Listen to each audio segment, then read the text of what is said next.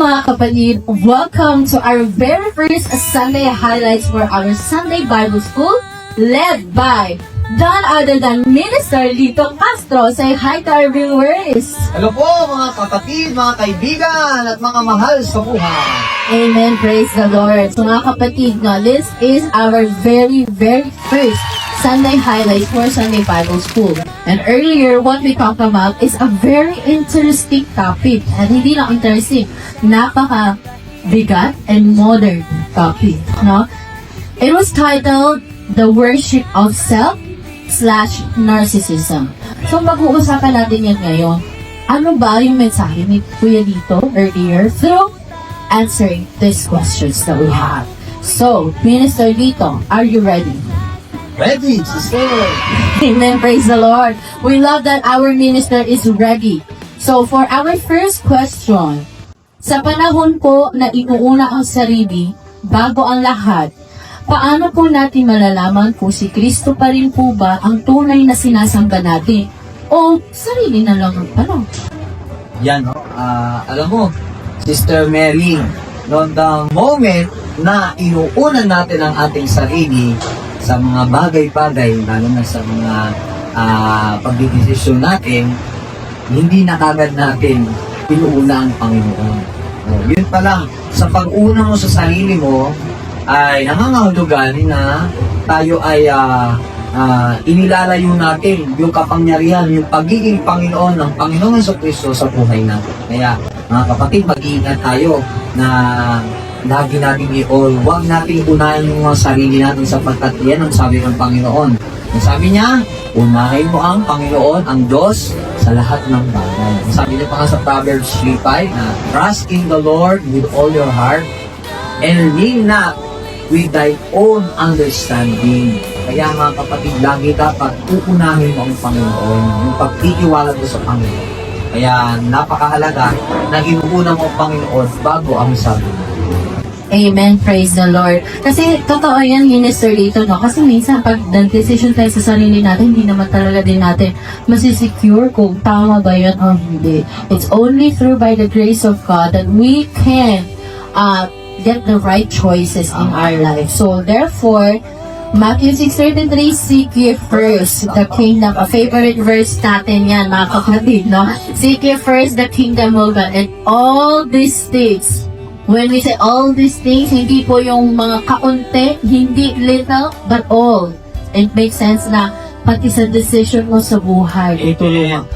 So praise the Lord. Thank you so much, Minister Lito. For our second question, ano po ang maaari nating gawin o mairekomenda sa ating mga kapatid kapag napapansin natin na gusto natin lagi ng papuri o nahihirapan tayo tumanggap ng connection?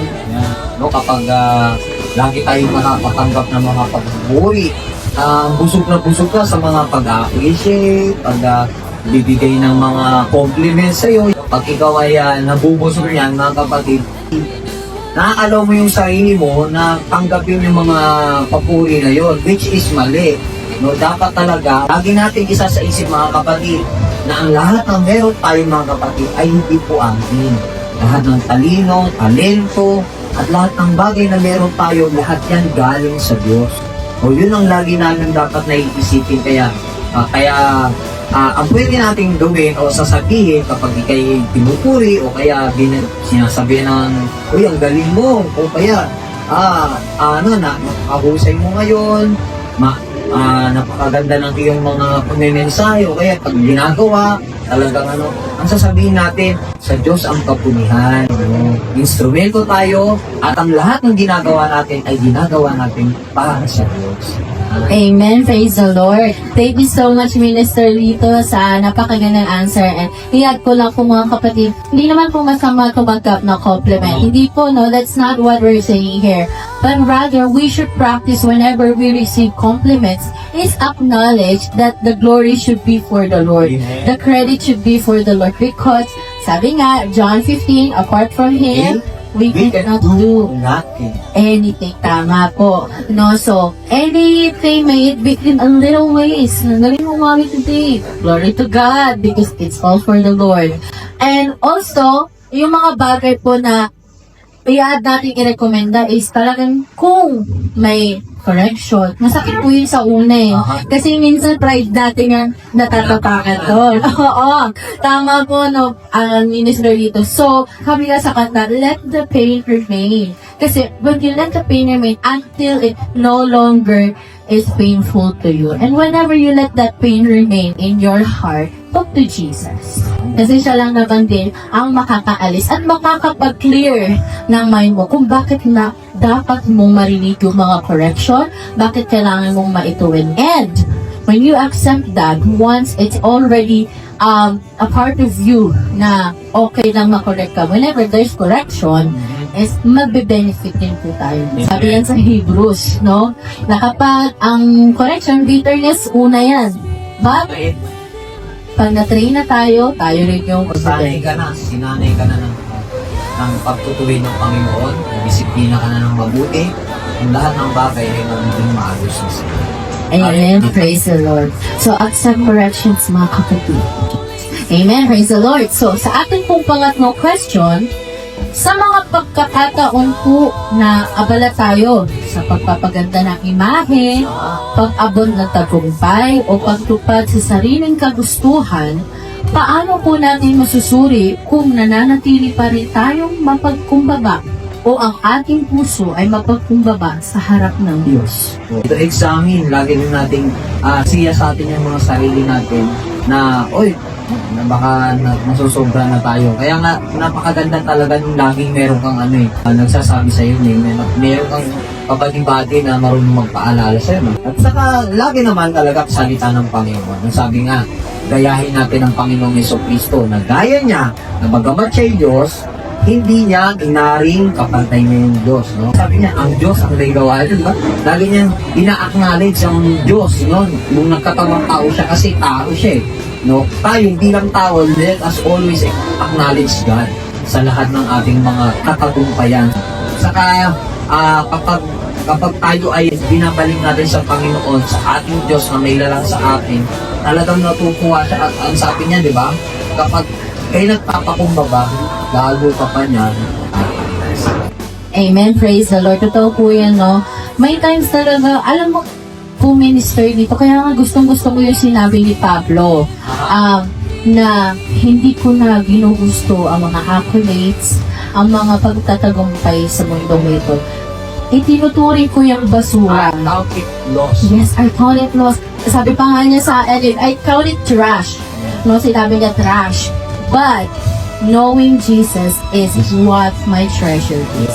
So, you know, pag talagang sabi ni Sister Elma kanina, pag ang sentro natin ay ang Panginoong Jesus, you will never be, attached to your accolades, to your achievements in life. Talagang, makitulad tayo kay Pablo, na ang gusto niya, ang talagang nais niya sa mundong ito, ay makilala si Jesus, because that is His treasure. Amen. Thank you po, Minister Lito. Now, for our fourth question, kung sinabi po sa Biblia na ang mga huling araw ay magiging panahon na mga taong mapagmataas, maibigin sa sarili at mapagkunwari, paano po natin maiiwasan maging tulad nila? Tayo bilang mga Kristiyano, let us always be open-minded sa mga suggestions din. O, di ba, pinapaalala ko sa inyo, Ate Mary noon, o pag sumusobra na, medyo ako sorry. Oy, Kuya Lito, sumusobra ka na. Oo. Kaya napakaganda mga kapatid na tayo din bilang mga leaders, kung sino man yung mga kapwa ko leaders dyan, namumuno. Wag tayong untouchable. We are not untouchable. Dapat touchable tayo. Huwag na tayong mapapilang dun sa mga taong nagsisisi. Na ayaw tumanggap ng mga correction. Amen. Praise the Lord. Sabi nga sa 2 Timothy 3, iwasan. Hindi talaga pakisama. So, iwasan. Yung mga ganong klaseng tao. But then again, kapag may pagmamahal naman at nakasentro tayo sa ating Panginoong Jesus, we should correct them. And mga kapatid, kapag ang nagko-correct po ay talagang alagad ng ating Panginoong Jesus, hindi po ikaw masasaktan ng no. Kasi whenever a man of God corrected you, there is a reason why that person is correcting you. Laging may dahilan bakit ka kino-correct. And that's what I love about Christian. No, hindi na basta pagkukorek, ha? Bakit mo naman ako sinasabihin? For our last question, sa araw-araw po natin pamumuhay, paano po natin maisa sa buhay ang tunay na kababaang loob na gaya ng kay Jesucristo? Dahil yung ginawa ng Panginoon, unahin mo ang iba. Yung talaga katulad ng ginawa ng Panginoon sa Kristo, nakikita ko sa mga kapwa natin mananampalataya, nung bago talaga ako. Nakita ko kung ano yung ugali ng Panginoon na pagpapakita ng pagmamalasagan sa iba bago yung sarili. Kaya yun yung pinipilit ko na gawin ngayon na kahit na may pangangailangan ka pero may kapatid ka eh. May mga kaibigan ka, may mga kapatid ka. Lalo na mga gusto mong ilapit talaga sa Panginoon na sila din, katulad mo, katulad ko na kung paano ko na-encounter ng Panginoon, kung paano ko naranasan yung kapatid ng Panginoon. Ganun din kung gusto nila maranasan. Sabi ng Panginoon, di ba? Nung ipapako siya sa krus, sabi niya, alam niya mamamatay siya eh. Pero ano sabi niya, kung maaari lang ako, Ama, ipas mo to sa akin. Lagpasan ko na to. Pero sabi ng Panginoon, let your will be done. Kung ba siya, sakripisyo ko talaga. Para sa iba, para kanina yun, mga kapatid, una sa akin. Sa lahat ng mga makasalanan. Kaya, nung nakita ko yung ganong pagmamalasakit sa kapwa, yung wala talagang pasubali, yung walang reservation na makapagbigay ka ng tulong sa iyong kapwa, hindi para sa sarili mo. Kapag bigay sa akin ng malaking kasiyahan, diba? Yung kasiyahan talaga, masaya ako kapag nakakapagbigay ako ng tulong kahit nasa simpleng bagay lang. Pag malasakit tayo sa kapwa natin, unahin natin yung kapakanan nila sapagkat isa nga po tayo sa katawan ng Panginoon. Amen. Praise the Lord. Makabagbag damdamin po, nasagot, no? Natouch naman din ako, minister dito. And it's really is true, no? Na pasalamat talaga tayo sa Panginoon because nilalapit niya tayo dun sa mga tao na open, no? Na unahin ang iba kaysa sa sarili. Because if wala po magpapagamit na gun, how can we receive the love of Jesus, no? I testify to that, no?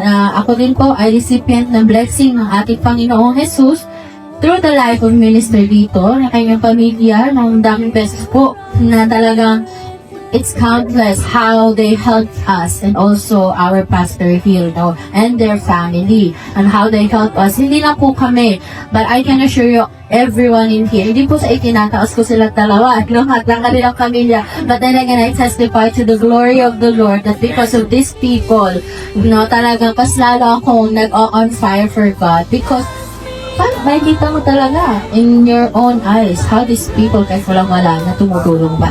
How? Na hindi naman tayo magkakamag-anak, but you're helping each other, no? Hindi naman tayo blood-related and whatnot, but we are spirit-related. Tayo po ay magkakapatid sa pananampalataya.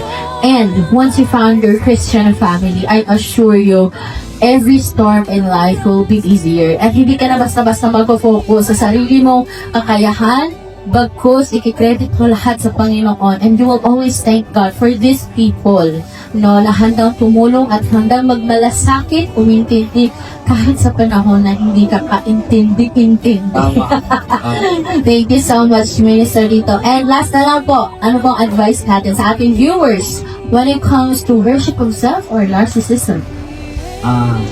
Lagi po mga kapatid, at salamat sa Panginoon na tayo ay binigyan niya ng banal na espiritu nung tinanggap natin siya. Sa pamamagitan lamang po ng Panginoong Jesucristo sa pagtanggap sa Kanya, yun po totoong magpapabago sa atin at magbibigay ng totoong purpose ng ating buhay. Kung sino ang dapat nating unahin at kung ano ang dapat nating unahin.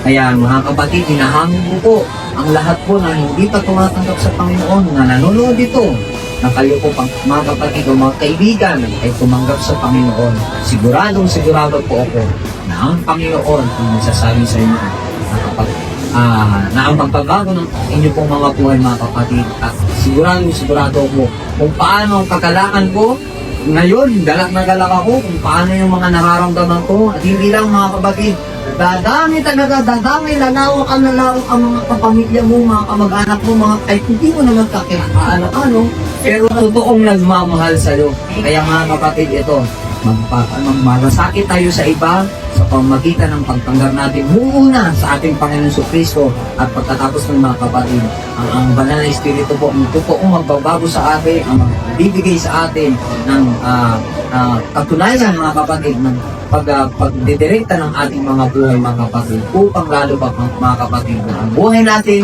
magagamit natin, una, sa kapurihan ng Panginoon, ikalawa, sa pagserbisyo sa ating kapwa mananampalataya at saka hindi rin mga mananampalataya.